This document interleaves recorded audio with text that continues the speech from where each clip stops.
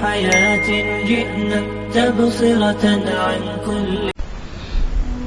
الحمد لله رب العالمين والعاقبة للمتقين والصلاة والسلام على سيد المرسلين وعلى آله وصحبه أجمعين. أما بعد فأعوذ بالله من الشيطان الرجيم. بسم الله الرحمن الرحيم.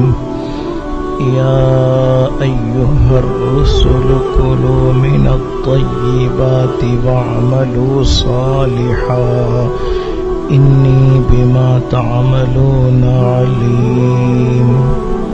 صدق اللہ العظیم. بزرگان محترم، برادران عزیز،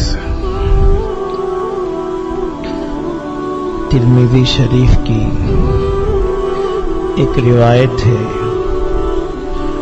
حضرت ابو سعید خدری رضی اللہ عنہ راوی ہیں. اللہ کے رسول صلی اللہ علیہ وسلم نے ارشاد فرمایا، جس شخص میں 3 باتیں ہوں گی وہ جنت میں جائے گا.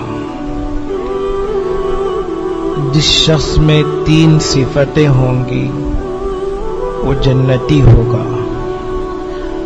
فرمایا، جو شخص حلال کھائے اور سنت پر عمل کرے اور لوگ اس کے شرور سے محفوظ ہوں وہ جنت میں داخل ہوگا. صحابہ نے عرض کیا، یا رسول اللہ، یہ صفتیں تو آج بہت سے لوگوں میں ہیں. آپ نے فرمایا، بعد کے زمانوں میں بھی ایسے لوگ ہوں گے.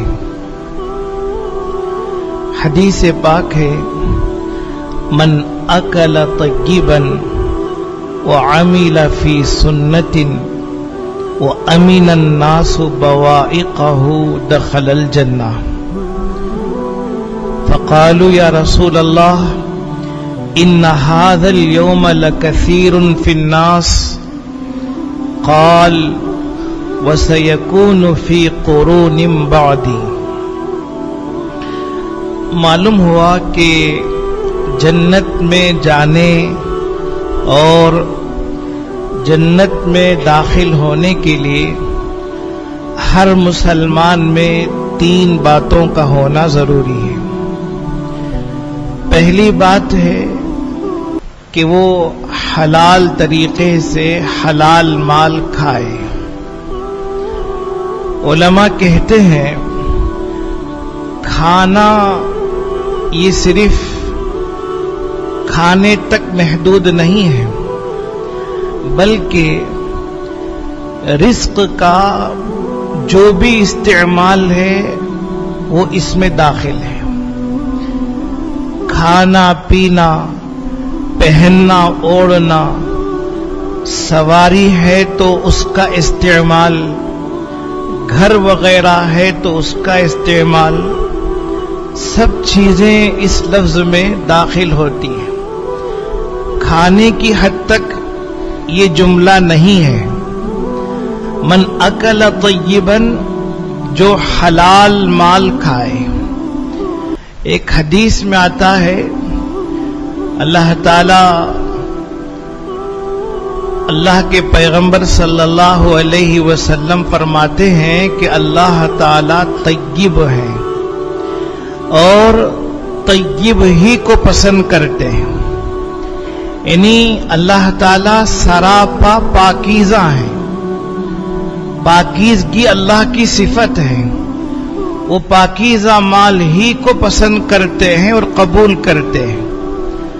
اور فرمایا، اللہ نے مومنوں سے، مسلمانوں سے وہ بات کہی جو انبیاء سے، پیغمبروں سے کہی ہے۔ اللہ نے انبیاء اور پیغمبروں سے کیا فرمایا؟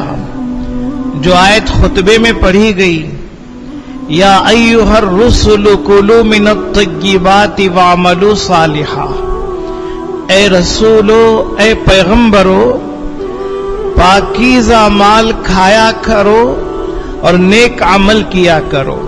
کلوا من الطیبات واعملوا صالحا۔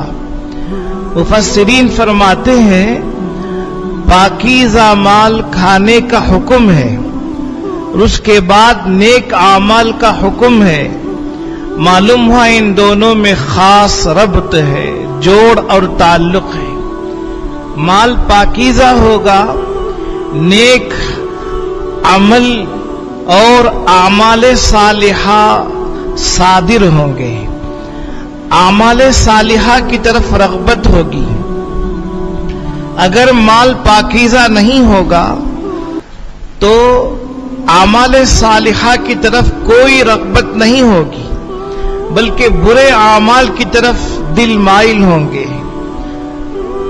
علماء لکھتے ہیں غذا کا اثر ضرور بالضرور ہوتا ہے۔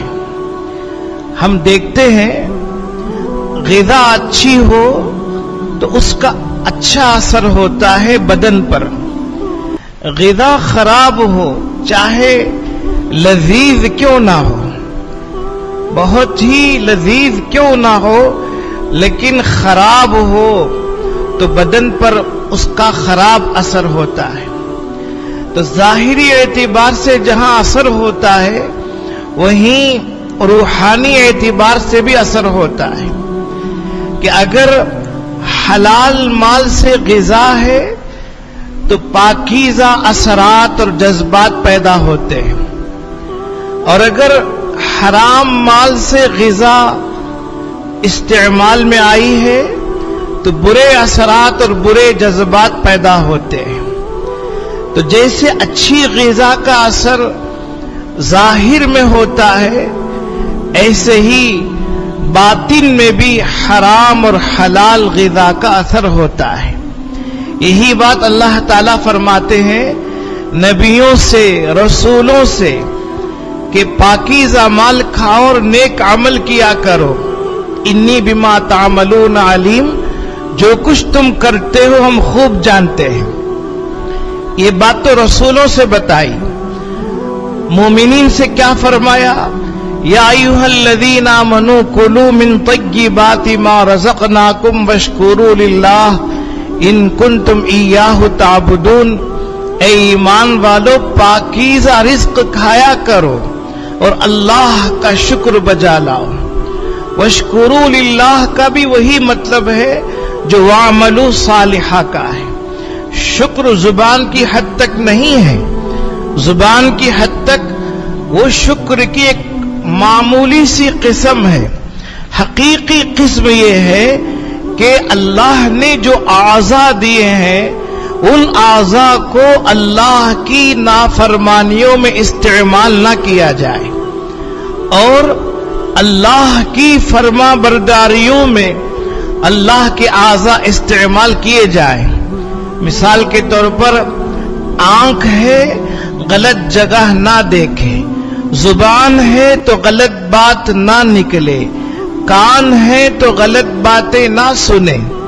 اسی طرح سے جتنے اور اعضاء ہیں، تو اصل شکر یہی ہے کہ عمل صالح ہو، اس کے ساتھ ساتھ زبان سے بھی شکر ادا کرتا ہے تو بہت اچھی بات ہے۔ تو جو حکم اللہ نے نبیوں کو، رسولوں کو دیا، وہی حکم اللہ نے عام مؤمنین کو اور مسلمانوں کو دیا ہے۔ اللہ تعالیٰ ایک جگہ ارشاد فرماتے ہیں یا ایھا الذین آمنوا لا تأکلوا اموالکم بینکم بالباطل الا ان تکون تجارتا عن تراض منکم۔ اے ایمان والو، آپس میں ایک دوسرے کا مال باطل طریقے سے، ناحق طریقے سے مت کھاؤ، ہاں مگر یہ ہے کہ آپس میں تمہاری تجارت ہو اور رضامندی سے تجارت ہو، پھر تجارت سے جو مال حاصل ہو، جو نفع حاصل ہو وہ درست ہے۔ وہاں بھی ایک کا مال دوسرا استعمال کرتا ہے، دوسرے کا مال تیسرا استعمال کرتا ہے، لیکن تجارت کے ذریعے سے، کمائی کے ذریعے سے، اور تجارت بھی ایسی ہو جس میں آپس میں رضامندی ہو۔ وہاں اگر ناراضگی ہے، ایک دوسرے سے ناراض ہے یا معاملہ صحیح نہیں ہوا ہے، وہاں بھی باطل طریقے سے ہی کھانا ہوگا۔ اس لیے اللہ نے صاف بات بتا دی کہ آپس میں ایک دوسرے کا مال مت کھاؤ مگر تجارت کے راستے سے، اور وہ تجارت بھی رضامندی کے ساتھ ہو۔ ایک جگہ اللہ فرماتے ہیں وَلَا تَأْكُلُوا أَمْوَالَكُمْ بَيْنَكُمْ بِالْبَاطِلِ وَتُدْلُوا بِهَا إِلَى الْحُكَّامِ لِتَأْكُلُوا فَرِيقًا مِّنْ أَمْوَالِ النَّاسِ بِالْإِثْمِ وَأَنْتُمْ تَعْلَمُونَ۔ فرمایا آپس میں ناحق ایک دوسرے کا مال نہ کھاؤ، باطل طریقے سے کوئی کسی کا مال نہ کھائے، اور دوسروں کے مالوں کو حاکموں تک نہ پہنچاؤ تاکہ تم مال کا ایک حصہ کھا جاؤ ناجائز طریقے سے جانتے اور سمجھتے ہوئے۔ کیا کہنا چاہتے ہیں؟ عجیب بات اللہ فرما رہے ہیں کہ کوئی کسی کا مال کھا رہا ہے اور براہ راست نہیں کھا سکتا، اس لیے عدالت میں لے جاتا ہے، عدالت میں لے جا کر جھوٹی گواہی سے، جھوٹی باتوں سے دوسرے کے مال کو اپنا مال ثابت کرتا ہے تاکہ اس کے مال کا ایک حصہ کھا جائے۔ فرمایا یہ حرام طریقے سے کھانا ہوگا، اس کی اجازت نہیں ہوگی۔ وَتُدْلُوا بِهَا إِلَى الْحُكَّامِ لِتَأْكُلُوا فَرِيقًا مِّنْ أَمْوَالِ النَّاسِ۔ یتیموں کے مال کے بارے میں اللہ کہتے ہیں إِنَّ الَّذِينَ يَأْكُلُونَ أَمْوَالَ الْيَتَامَى ظُلْمًا إِنَّمَا يَأْكُلُونَ فِي بُطُونِهِمْ نَارًا۔ جو یتیموں کا مال ظلم کر کے غلط طریقے سے کھاتے ہیں، وہ اپنے پیٹ میں آگ بھرتے ہیں، آگ کھاتے ہیں۔ علماء لکھتے ہیں یہ 2-3 مثالیں جو دی گئی، یہ ہر طریقے سے حرام مال جیسے بھی حاصل ہو، سارے طریقے یہاں مراد ہیں۔ باطل طریقے سے کوئی کسی کا مال کھائے، چاہے اس کا کوئی بھی طریقہ ہو، کوئی بھی صورت ہو، باطل طریقے سے کھانا جائز نہیں ہے، حرام ہے۔ پھر جب باطل طریقے سے کھائے گا تو برے اثرات آئیں گے، روحانی بیماریاں پیدا ہوں گی، اعمال خراب ہوں گے، اخلاق بگڑ جائیں گے۔ جیسے اچھی غذا کا اچھا اثر ہوتا ہے، ایسے ہی حرام غذا کا حرام اثر ہوتا ہے، برا اثر ہوتا ہے۔ اس لیے اللہ کے نبی علیہ الصلوۃ والسلام نے ایک جملے میں بات بتا دی، من اکل طیبا، جو پاکیزہ طریقے سے پاکیزہ مال کھائے۔ حدیث پاک میں آتا ہے، حضرت عبداللہ ابن عمر رضی اللہ عنہما فرماتے ہیں، بہت اہم بات ہے، فرمایا من اشترى ثوبا ب10 دراہم وفيه درہم حرام لم يقبل اللہ عز وجل له صلاة ما دام علیہ۔ ترمذی کی روایت ہے، اللہ کے نبی فرماتے ہیں جس نے کوئی کپڑا 10 درہموں میں خریدا اور اس میں 9 درہم حلال ہے، 1 درہم بس حرام ہے، 9 درہم حلال ہے اور 1 درہم بس حرام ہے۔ فرمایا جب تک وہ کپڑا اس کے بدن پر رہے گا اس کی نماز قبول نہیں کی جائے گی، اس کی نماز قبول نہیں کی جائے گی۔ تو یہی حکم روزوں کے تعلق سے، اس کا روزہ قبول نہیں ہوگا، اس کا ذکر قبول نہیں ہوگا، اس کی تلاوت قبول نہیں ہوگی، معلوم ہوا کہ کوئی نیکی اس کی قبول نہیں کی جائے گی، جبکہ 9 درہم حلال ہے، یعنی 90% حلال مال ہے، صرف 10% حرام مال ہے۔ اگر اس کے برعکس کسی کے یہاں 90% حرام مال ہو، 10% حلال ہو، تو اس کا کیا حال ہوگا؟ سوچنے کی ضرورت ہے۔ اس لیے اللہ کے پیغمبر علیہ الصلوۃ والسلام فرماتے ہیں 3 باتیں ہوں گی تو جنت میں جائے گا۔ من اکل طیبا، کہنے سننے کو تو یہ ایک جملہ ہے، لیکن علماء کہتے ہیں اس ایک جملے میں اللہ کے نبی نے تمام حقوق العباد بیان کر دیے۔ حقوق العباد میں جتنے حق آتے ہیں، اس کی جتنی قسمیں آتی ہیں، ساری قسمیں اللہ کے نبی نے بیان کر دی کہ حقوق العباد میں کوئی کسی کا حق ضائع نہ کرے۔ اگر کسی بھی طریقے سے اس کے استعمال میں کوئی مال آئے گا تو پھر اس کی عبادت قبول نہیں ہوگی۔ ایک حدیث میں فرمایا آدمی طویل طویل سفر کرے گا، پراگندہ بال ہوگا، پراگندہ جسم ہوگا، ہاتھ اٹھائے گا اور کہے گا ربی ربی ربی۔ فرماتے ہیں کھانا اس کا حرام، پینا اس کا حرام، پہننا اس کا حرام، سواری اس کی حرام، پھر دعا اس کے کیسے قبول ہوگی؟ اس کی دعا کہاں سے قبول ہوگی؟ معلوم ہوا کہ حرام مال ہے تو نیکیاں بھی رد کی جاتی ہیں، اور حرام مال ہے تو دعائیں بھی قبول نہیں ہوتی ہیں۔ حرام مال سے اور بھی مضر اثرات ہیں، برے اثرات ہیں، لیکن بس یہاں 2 باتیں ہم بیان کر رہے ہیں کہ حرام مال کے برے اثرات کیسے ہیں۔ اس لیے من اکل طیبا، جو طیب کو پاکیزہ مال کو کھائے، اس میں کوئی شبہ نہ ہو، اشتباہ نہ ہو، کسی طریقے سے کوئی بھی اس کے اندر حرام کی ملاوٹ اور آمیزش نہ ہو، آدمی کوشش کرے اللہ کی توفیق سے اس کو یہ صورت ممکن ہے، وہ عمل کر سکتا ہے۔ دوسری بات اللہ کے نبی علیہ الصلوۃ والسلام نے فرمائی وَعَمِلَ فِي سُنَّةٍ، پاکیزہ مال کھائے اور سنت پر عمل کرے۔ سنت پر عمل ایک تعبیر ہے، اللہ کے پیغمبر علیہ الصلوۃ والسلام کی لائی ہوئی ساری شریعت آپ کی سنت ہے۔ آپ نے جو طریقے کر کے دکھائے، امت کے سامنے جو عمل آپ نے بتایا، وہ آپ کی سنت ہے، وہی آپ کا طریقہ ہے۔ مطلب یہ ہے کہ پاکیزہ مال کھائے، حقوق العباد میں کوئی کوتاہی نہ کرے، اور آگے شریعت مطہرہ پر عمل کرے، اتباع سنت کرے، سنت نبویہ پر چلے۔ وَعَمِلَ فِي سُنَّةٍ،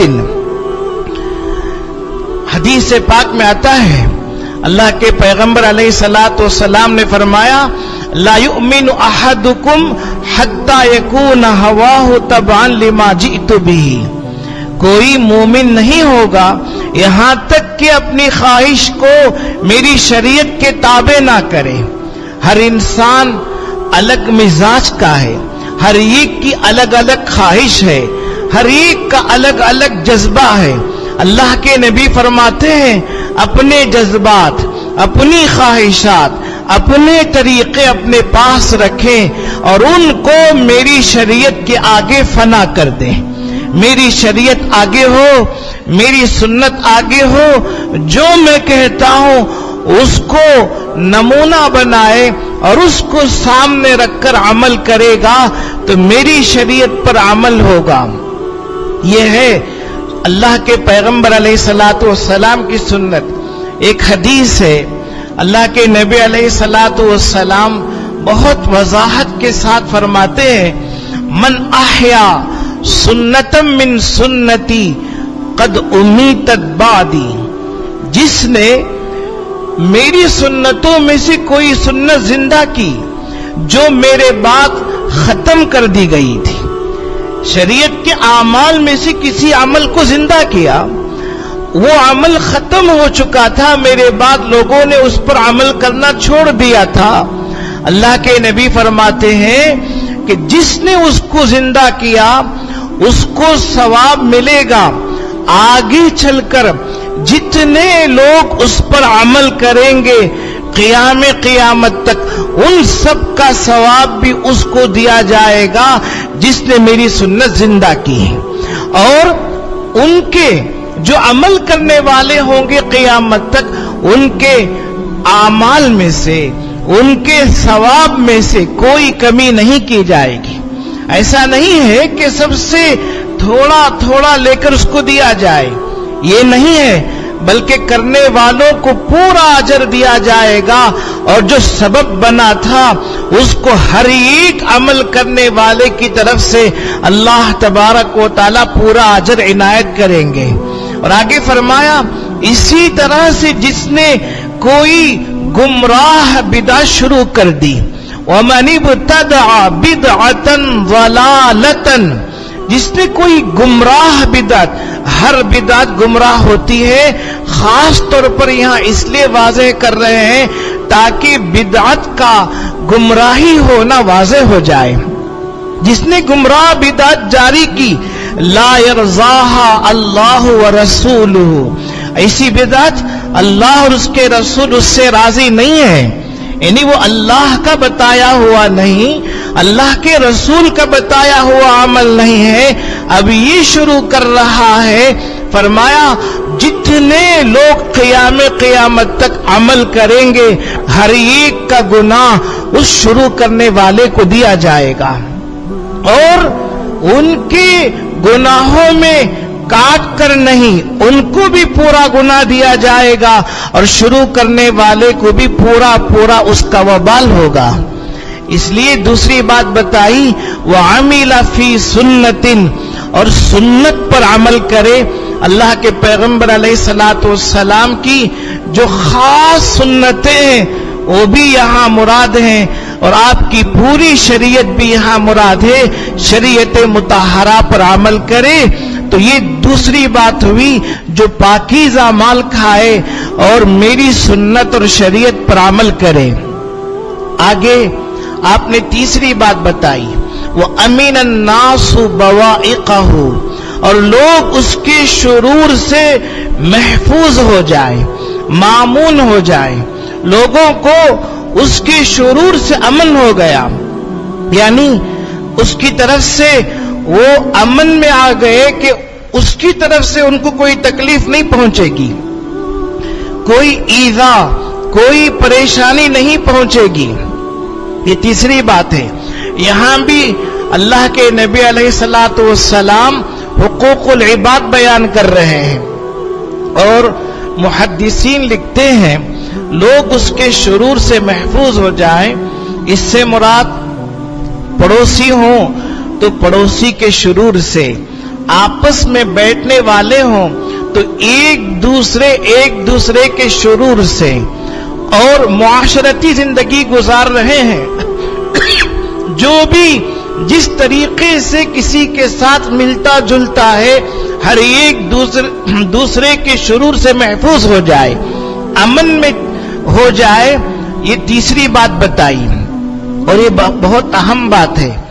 ایک حدیث پاک ہے اور بہت اہم حدیث ہے، اللہ کے نبی صلی اللہ علیہ وسلم نے فرمایا الایمان بضع و سبعون شعبہ، ایمان کی 70 سے زیادہ شاخیں ہیں، 5 تو بنیاد ہیں، نماز کی ادائیگی، روزہ رکھنا، زکوٰۃ دینا، حج کرنا، اور شہادتین کا زبان سے اقرار اور دل سے تصدیق کرنا، یہ تو بنیادی اعمال ہیں۔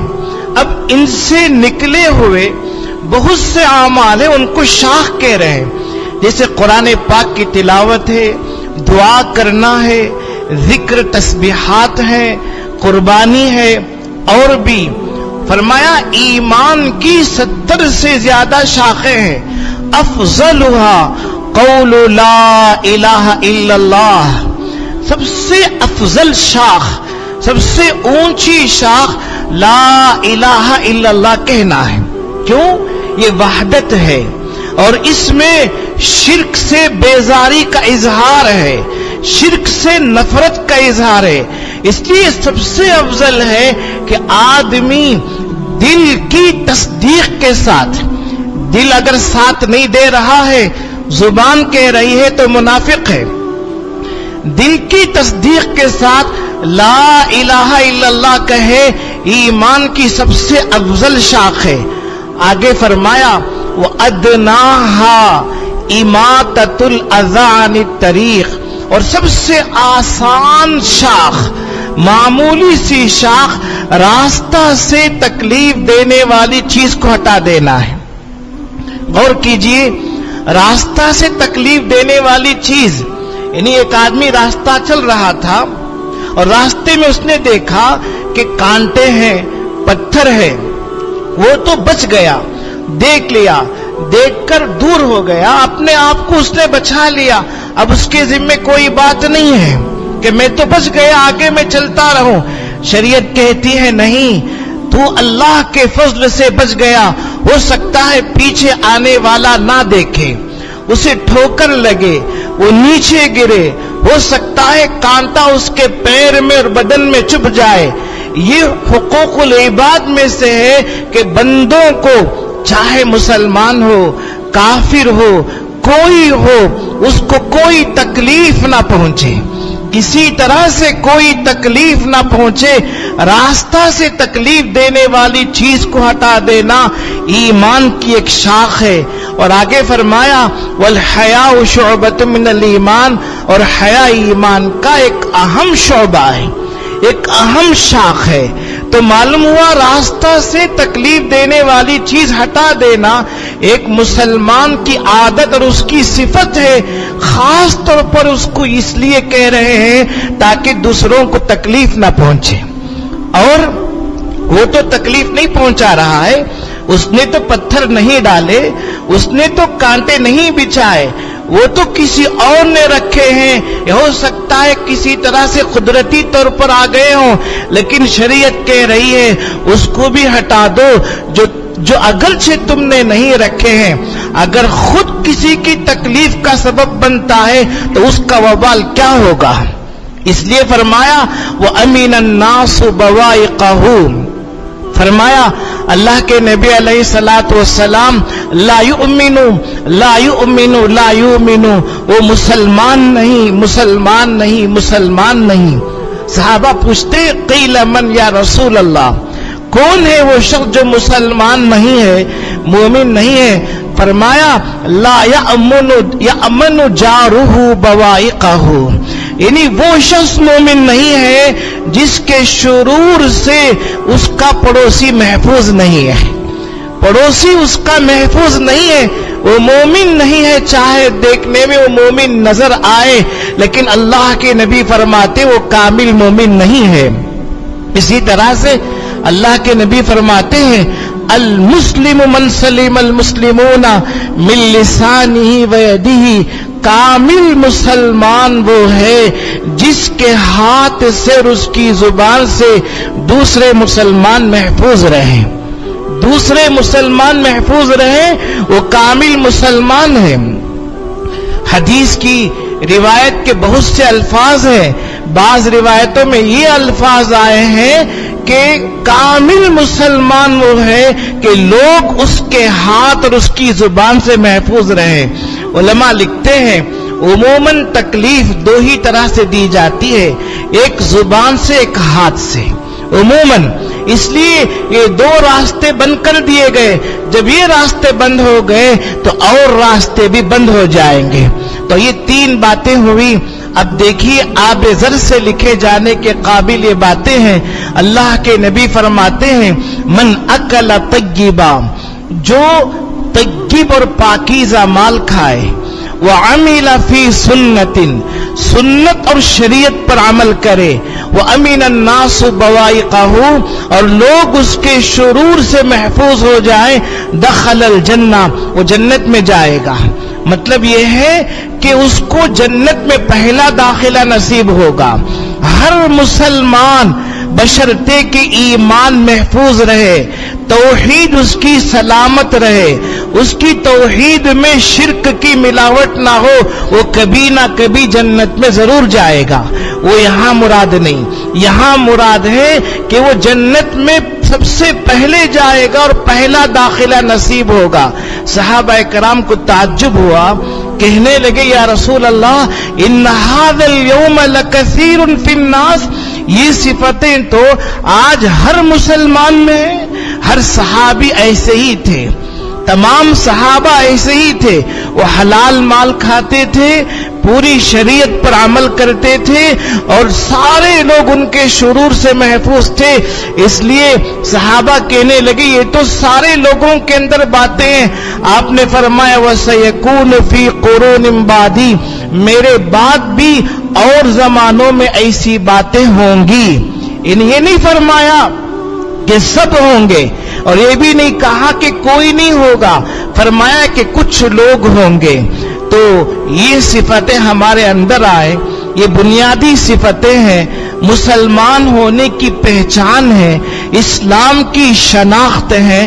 ان صفتوں سے عاری اور خالی ہونا یا ان صفتوں میں نقصان ہونا کامل اسلام کہلانے کے قابل نہیں ہے، کامل مسلمان کہلانے کے قابل نہیں ہے۔